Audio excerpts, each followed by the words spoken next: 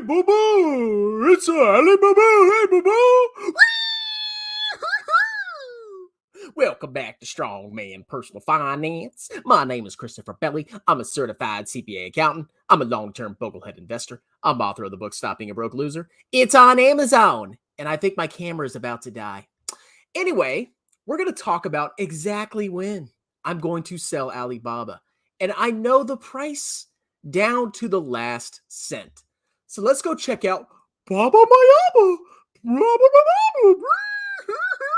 China my idol. And we'll see how Bobber's been doing recently, okay? So we know Baba Mayaba had a pretty decent run over the last month. It's up 26%. Will that last? I have no freaking idea. We'll see. But it's been doing pretty good. Now, overall, my current value, and this is just in Robinhood, is $7,437. That's my entire life savings. And I have a total cumulative amazing return of negative 18%. So I am just absolutely crushing it. And I have an average cost of $135. And I have 67 shares. I think overall I probably have about 100 shares of Alibaba. So we all know what Alibaba is, okay? Very big big tech giant in China. Now the question is, when am I going to sell Baba? Because right now my cost basis is $135. Am I going to sell it at 140, 145, 150? Well, I'm going to show you my exact thought process, and hopefully this makes sense to you plebeians, you immature investors in the stock market, okay? And don't forget, I still have 95% of my portfolio in the Vanguard Total World Stock Market Index ETF, and it's going to stay that way. And just as another side note, just so I have full disclosure, Baba's down 48% in the last year, okay? It's gotten freaking wrecked, and we all know why. China is just every bad thing that could happen to China happened to China. But I think the stock is massively undervalued. Now, let's go and plug in some numbers into my model, my hodl. So we look at the trailing 12-month revenue, $132 billion. There's La Fufu for you guys. $132 billion, okay? How many shares are outstanding? How many shares? 2.746 billion. 2746 000. And no, I'm not giving you my model, okay? Please, for the love of God. Now, when it comes to growth rate, I head over to stock analysis for revenue by avenue. And we're going to say, because you can see Alibaba has had insane revenue growth, 56, 58, 50, 32, 40, 19, or 18. Just to be conservative, let's say it has 12.5% revenue growth going in for the next 5 years. Oh, that was my discount rate, my bad. 12.5%. Now, profit margin, how profitable do I think Baba Mayaba is going to be? Well, we can look at the past to give us some clues. This year, 2021, I think is a fluke. We had all the lockdowns. We had the crackdown in China. We had fines, penalties. Every bad thing that could have happened in China happened. But do I think Baba's going to say it's 7.3% profit margin? No, okay? You look historically, it's basically fluctuated between 20% and 25%. So we can do 22.5%. I think that's pretty reasonable. PE at disposition. What will Baba's PE be? Well, let's see what their PE is now. PE, my PP. So Baba's PE has been, 24, 26, 30, 32. I think in 10 years' time, 5 years' time, their PE could be 18. We'll give it that, okay? Share buybacks. Let's see what share buybacks there are. Are they buying back shares or are they issuing shares? I don't know. This is just some basic analysis, okay? So shares outstanding, they've been issuing shares not too horribly, and it looks like they even bought back some shares in 2021. I'm going to say they're going to issue shares at 1%, which massively changes the buy price for the stock. So right now, if you look at this for a 10% rate of return, assuming revenue grows at 12.5%, we're not looking at free cash flow right now.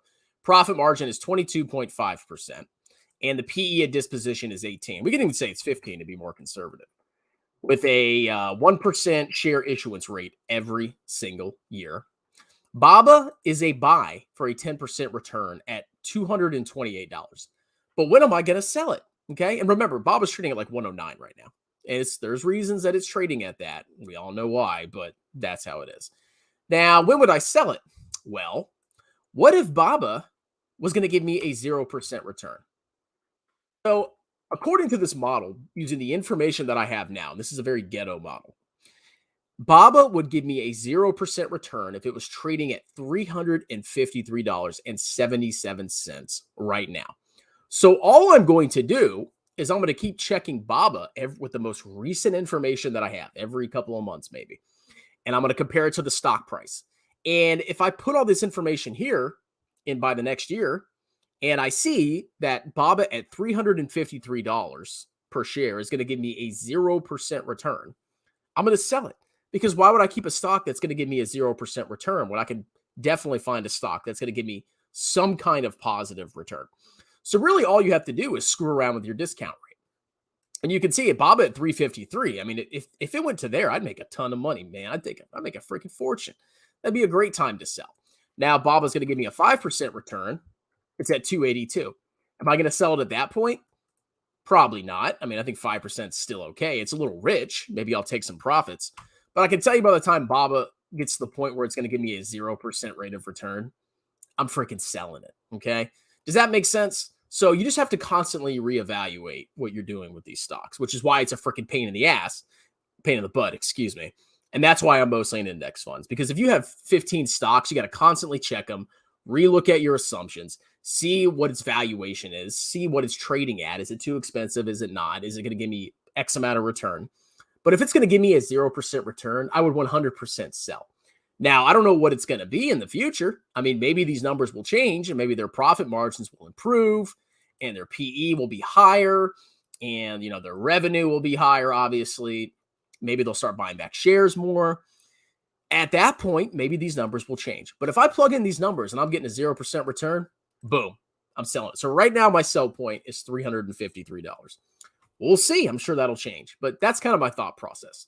So let me know what y'all think about that, okay? Am I just a genius or am I a genius? And what am I going to do when I sell BABA? Well, a big part of it is I'm going to go on a vacation, okay? I don't know when that is, but I plan on doing a massive European vacation. And then I'm going to do an Asia vacation before I die. So we'll see. But also part of that will probably go back into VT. We'll see. My financial advisor is live. You guys should pay me a fortune, man. Max your tax advantage accounts and buy VT. And just throw money at me. Just shower me with money, okay? I'm the best financial advisor. I'm not a financial advisor, by the way. I want to make that clear. I'm the best financial advisor that you've ever had. Oh, you go to a real financial advisor. Well, you need some gold here and maybe some crypto, and you should pay me high fees because I'm so educated. I passed the Series 7. I'm such a genius. Oh my God. I'm just like, buy VT. It's really hard. CCP my CPA. Price my eyes. So yeah, BABA has a ton of room to run. So I want to be holding that stock for a long time. But of course, like if Jesus Christ, I'm freaking dying here. I don't have any water. Sometimes stocks go through crazy runs. Like if there is some kind of like auditing deal agreement between China and the United States, and people start getting really favorable towards Chinese stocks, and the CCP is like, oh, we love you foreigners. Please don't sell our stocks. And BABA freaking rockets up. I mean, I could totally see it getting to $353, during a massive, insane bull run. And all you have to do is look at something like Tesla, like all the freaking hype and mania behind that, to see that any stock could do that, especially when it has the fundamentals like Alibaba does. So that's kind of my plan right now. But of course, I'm going to keep checking over and over again as it starts to run up. And if it doesn't make sense to me, I'm going to sell it. Glad to see I'm not the only one who has nothing better on a Saturday. I just cleaned the house. Both my kids are sleeping, finally, so I can make some videos. I thought you were a long-term investor. Keep on making BABA videos just like Lafufu does on Tattoo Jeff. I am a long-term investor. I am. I never sell VT. You'll never find me selling VT unless I'm like 65 years old, okay? So yeah, I'm 100% a long-term investor. But when it comes to speculative stocks, if I buy a stock and I get a 2-3x return, I'm selling it and I'm putting it into either something fun like a vacation, or I'll put it into VT. So yes, I'm a very long-term investor. Lafufu, he'll potentially sell his entire portfolio. If all his stocks rocketed up, he would sell everything. I never sell VT. Ever. I will work 25 hours a day to avoid selling VT. Chinese companies all have fraud, though. I mean, that's some of the risk, but I mean, I don't think Baba's a fraud. 32.23 PE is actually expensive now. Well, that's because they had a really low, they had a couple really bad quarters recently. And a big part of that is they have a lot of equity investments. And when you have an investee, when you buy an investment according to accounting and they have a loss, you actually have to record a loss on your income statement as well. So that's a big part of it. So that PE is misleading. That's why you can't always rely on PE. They just had a bad year. But looking into the future, I think they're going to do way better. So you can't just always rely on PE, my ET. I don't know. I learned my S moves in China. Jeremy considered buying Baba, but chose Tattooed Chef. Yeah, he's an idiot. Any thoughts on why an investing genius like him would think Baba is a shitty company? Well, here's why, okay? Because Lufufu makes no sense. That's my reasoning. He can buy Tesla, which has a massive presence in China. He can buy Win, my sin, even though it has like 50% of its revenues coming from China. But when it comes to Baba, oh no, because that's China too. But his other stocks also have massive exposure to China. So his logic is ridiculous.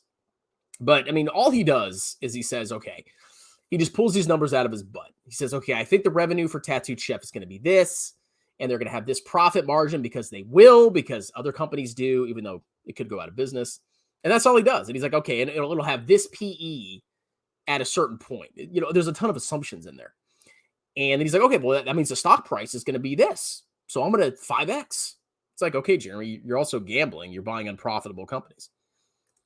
Forward PE is 2. Exactly. The PE is not the end all be all. There's always a reason a company is trading at a certain PE. With Baba, the reason the PE is so bad is you look at the past 12 months, their earnings have been freaking trash, but nobody cares because they're looking into the future. They're saying, what is Baba's earnings going to be in 12 months, 14 months, 2 years, whatever. So that's it. Baba to 250 by 2024. I mean, who knows, man? Sometimes stocks do crazy things. That could be there a lot faster than you think. General Austin, China's being aggressive and uncooperative or something to that effect. I've said it before, but trade routes require security in order for the property to be insured. I don't understand the comment.